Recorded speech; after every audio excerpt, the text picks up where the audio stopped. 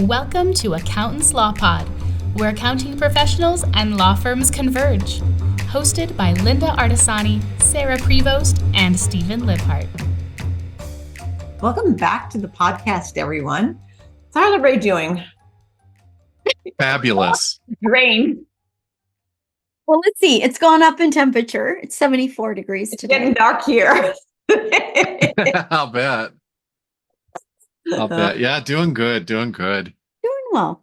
I understand we're talking about scope creep today, our favorite subject. Ooh, yeah, scope creep. I know, right? Freaky. It's so funny because when I think of scope creep, I never heard that term until not that long ago. It's kind of funny, but I think when you think of scope creep, it all comes down to the communication between us and the client. If it's us that we're talking about, same thing for the attorneys, right? They have to have clear communication. They have to have a good engagement letter. You have to spell it out, what is included, what's not included. I mean, those are the things that are so important when you start an engagement with the client and you're setting the table for the whole relationship with the client. So you have to set clear expectations.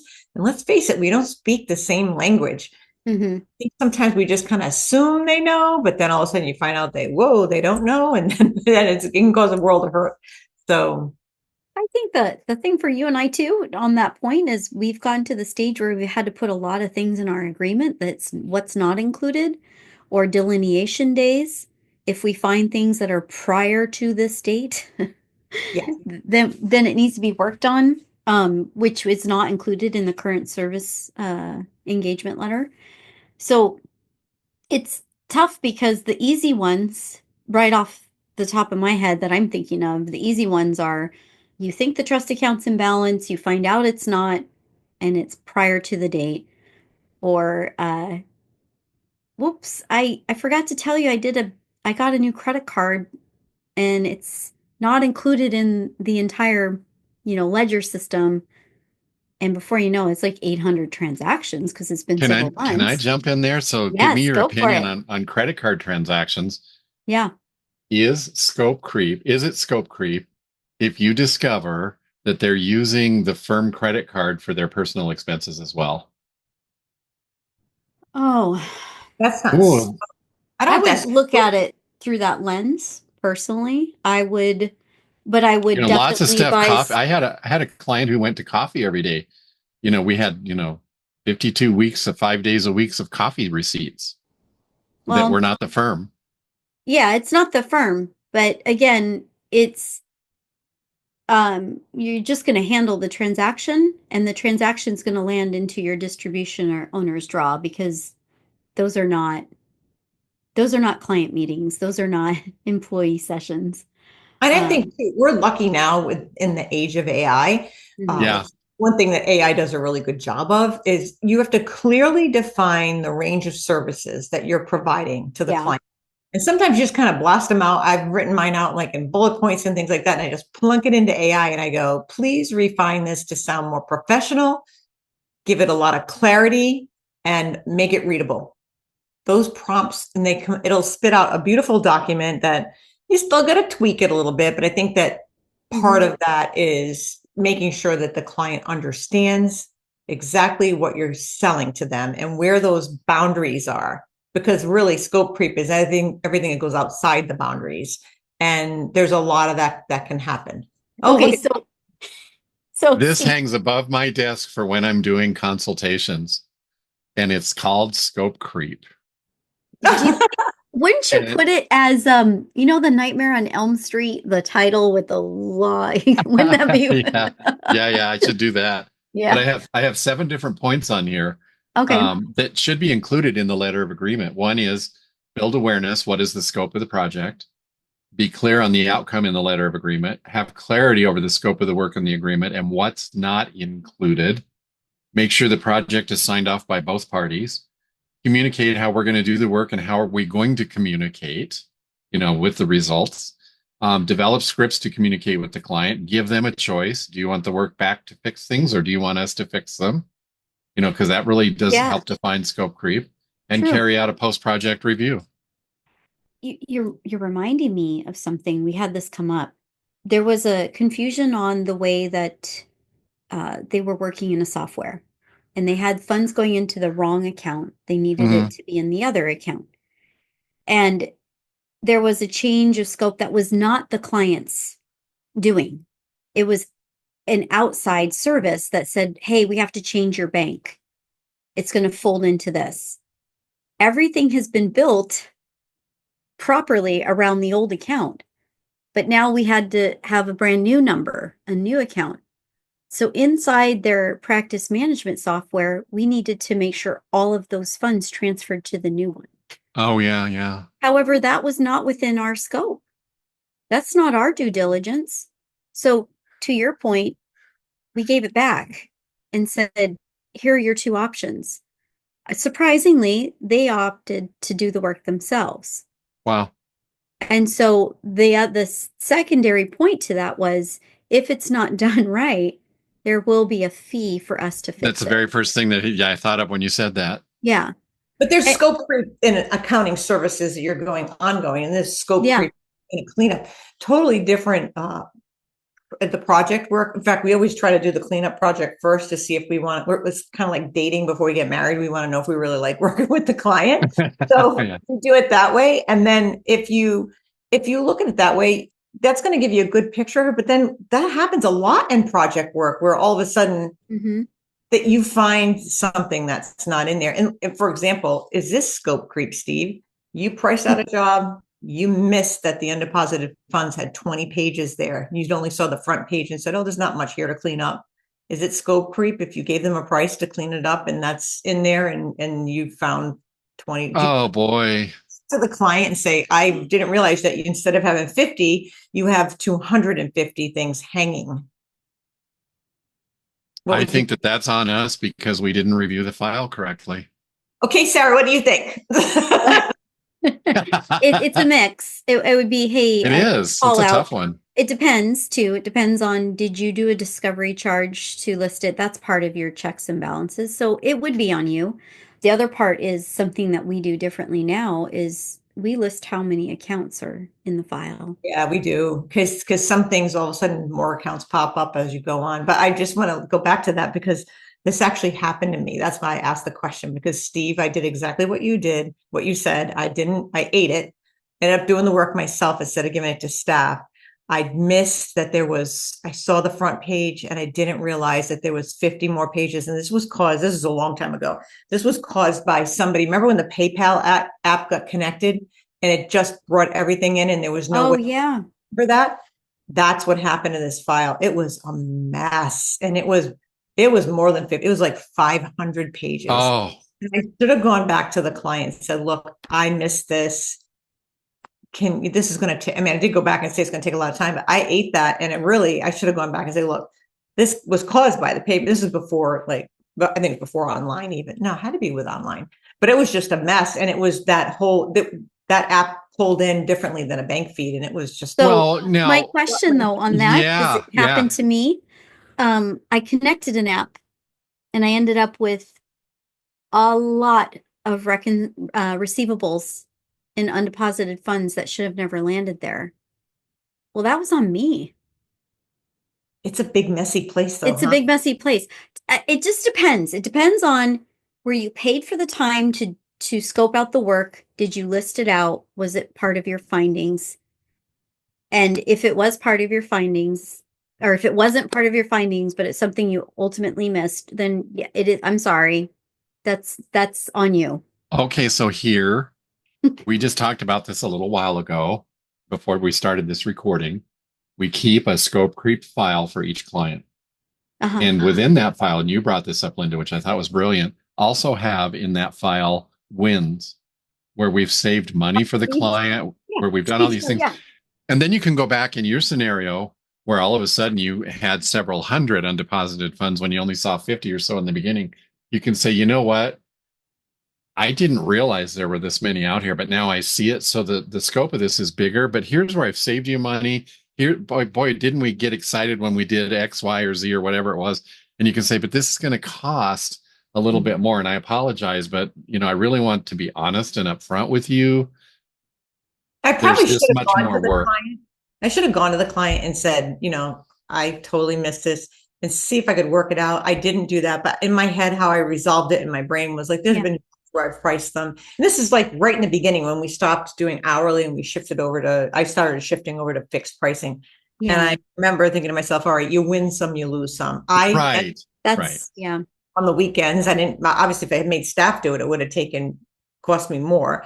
So I did the work myself and cleaned it up, and then it was just awful. It's a learning process. I did the same thing. When I realized my biggest mistake there, I was like, oh, you're kidding me. Had I known what at that level at that time. And this was, to your point, Lynda, years ago. That's why we're speaking right now from so much experience. We are. To be fair to the audience. Once that happens, you never miss undeposited. Never miss it. Yeah. Oh, haven't we all been there at some point in our infancy, way back when but now you've got the all of a sudden, what's an undeposited fund? And then you learn to love them because you get to clear them out and keep it clean, You get the undeposited. Now you've got the overview screen and all those flags are there. You've got that. We didn't have that. Back in the day, we didn't have that. You had to in the day. Yeah. And, I think that's one of the things. It really defining the workflow. If you have staff, make sure they're in the same place of knowing what the workflow is. I had my daughter who worked for me unbeknownst to me, because she worked really well independently. And then when I ended up taking over that particular client, she was doing all sorts of extra things for the client, including taking photographs of every check that was received. And he received a lot of checks, and she was dropping them in, splitting them up, putting on each individual payment. And I'm like, why were you doing this? He's not paying for that. Well, I like it because if there's a problem with a payment, I can click on the payment and click on the check. I said, dump it into the deposit, and then you can click on the payment, click on the deposit, click and find it that way. Because it was costing me a lot of money for that to happen. And, now she's working with me again. I've got her thinking like a business owner instead of thinking like an employee that was just trying to please, please, please. So always remember that your staff is trying to please, please, please the client, which we appreciate. But sometimes they might be over pleasing and over giving.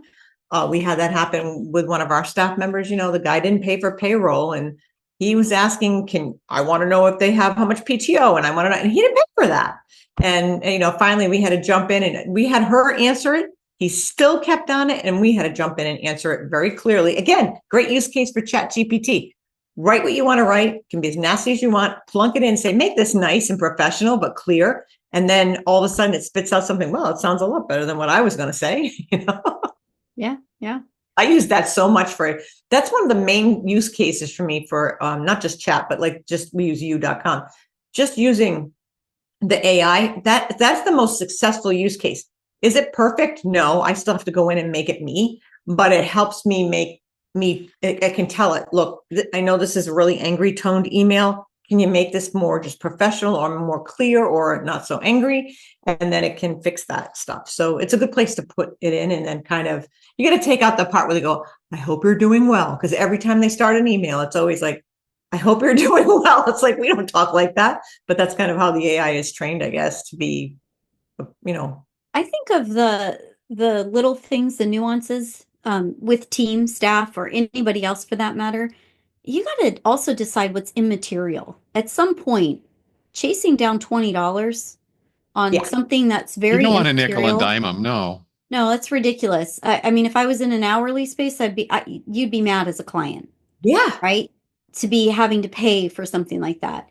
And I think of it in the sense of similar to what attorneys discuss is they'll do a certain level of work. A junior associate might do another level of work. A paralegal might do another level of work.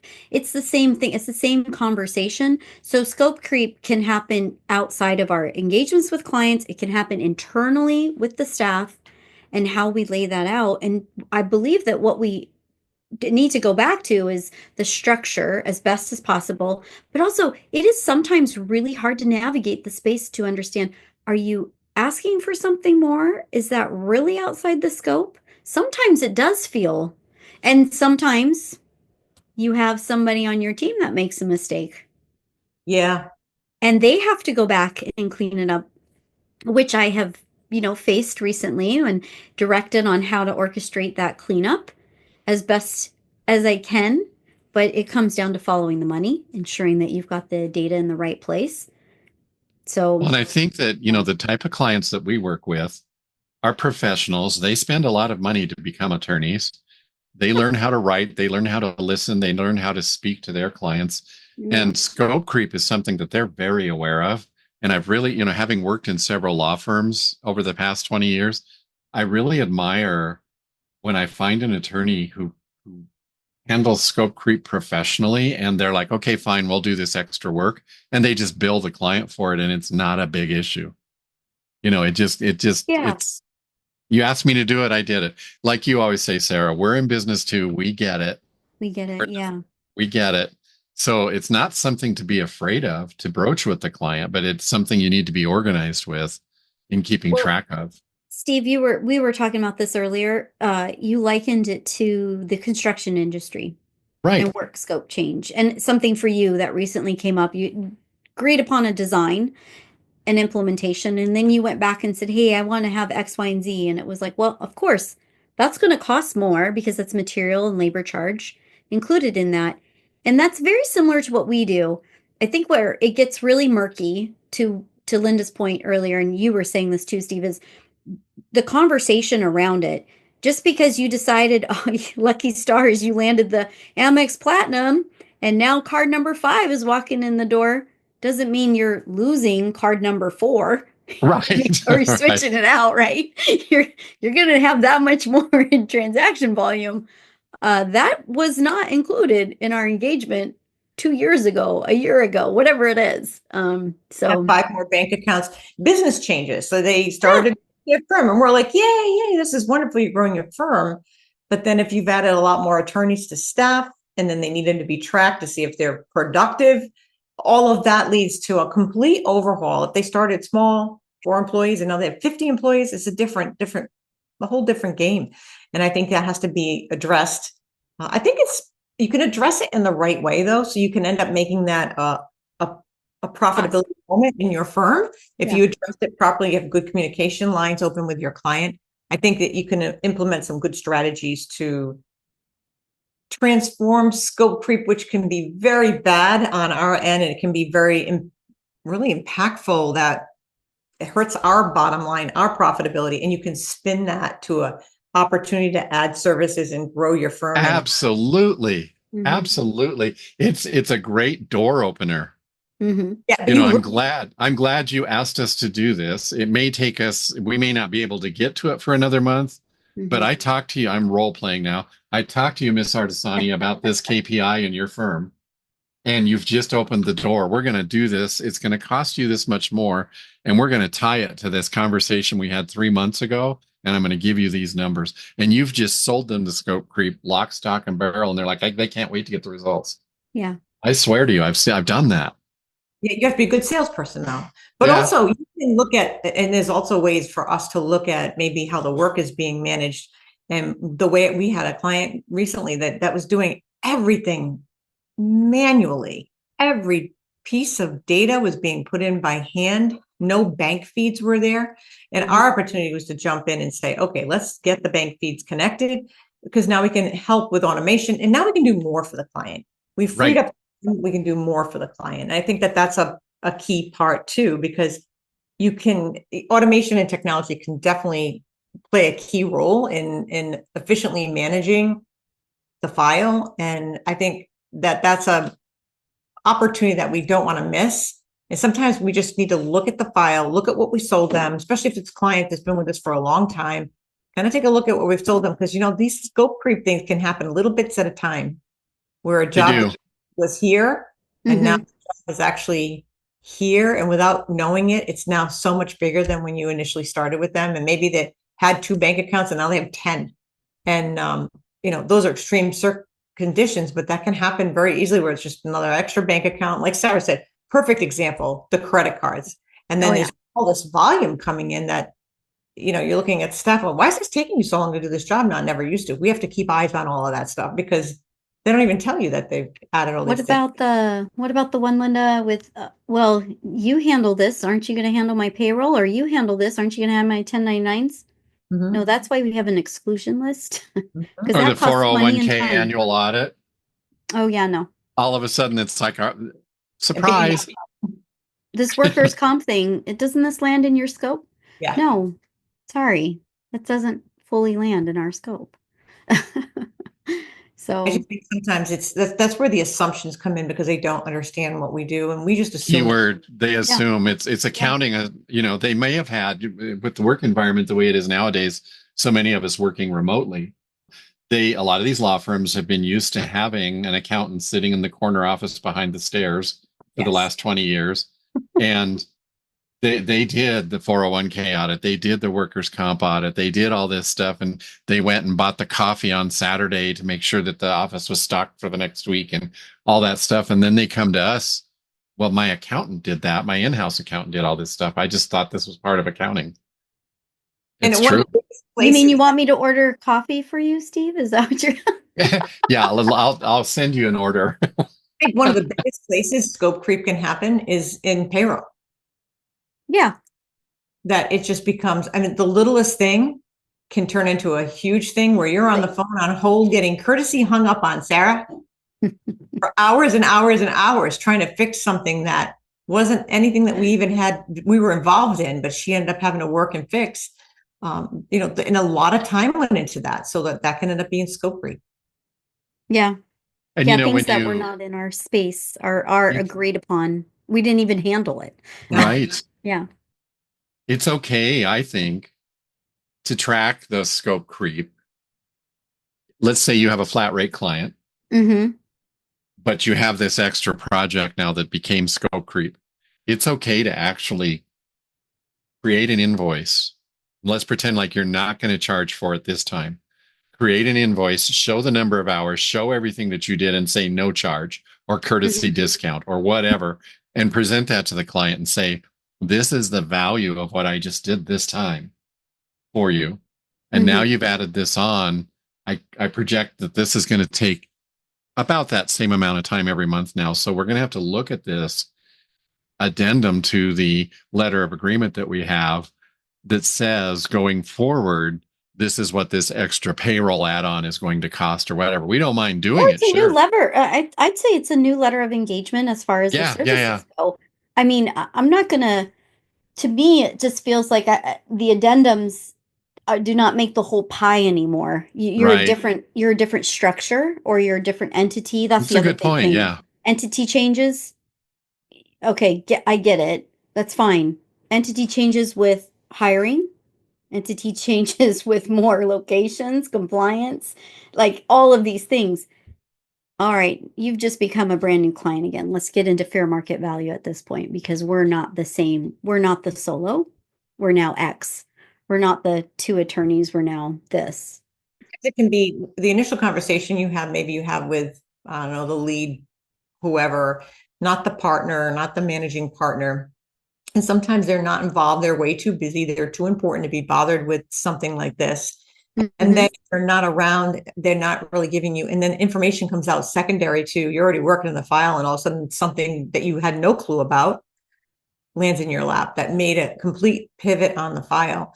That's scope creep. And if it ends up more work, you kind of have to go back to that and say that this was not divulged to us in the initial discovery meeting. And it's not in the file. And it's something we wouldn't naturally know, but this is going to change a lot of what we have to do. Have that in I think you have that. Yeah. I think it's really comes down to having a really strong foundation. When you start working with a client, have a good conversation, be super clear, make sure you open it up to any questions that they may or may not have. Redefine it, regurgitate the details in case they have questions in the conversation. I think that a lot of times there's a lot of complexity that we just kind of blur over because we know what we're talking about. And I think with working with the attorneys, it's not their forte. So we have to be careful what we say and how we explain it and just set clear and really, really clear, defined tasks. And sometimes you don't want to go too overboard. This is where we use Ignition and it does a great job.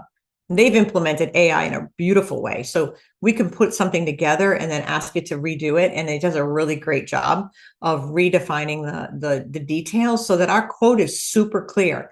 And it will rewrite it in a way that sounds better. It just writes it out in a way that I think is more defined and clear because that's what it's built for.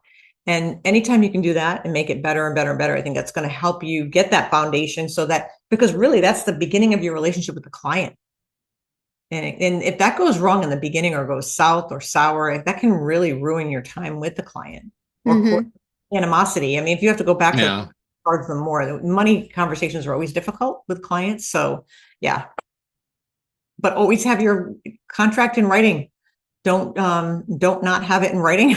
Make sure it's written down.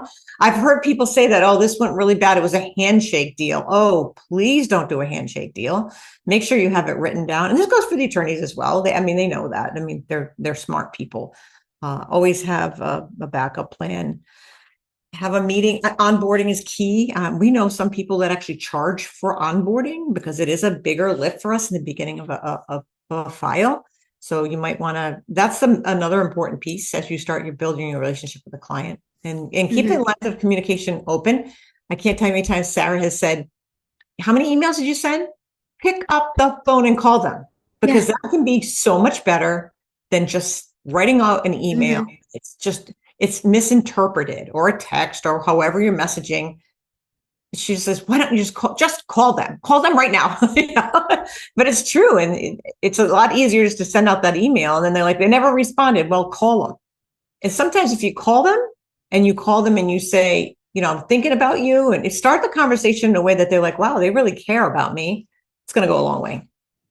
Well, for those bookkeepers and accountants that are listening to this today, or watching this today, this comes up a lot in a lot of the different subjects that we talk about in the podcast. And it always comes back in, and I'm thinking of it now, is that we are more than just putting numbers in and turning around and turning the computer off and walking away for the night. If you're doing those kinds of books, you're not doing not only the client a good service, but you're not doing a good service to yourself. And that's where, like you said, Lynda, things can go south.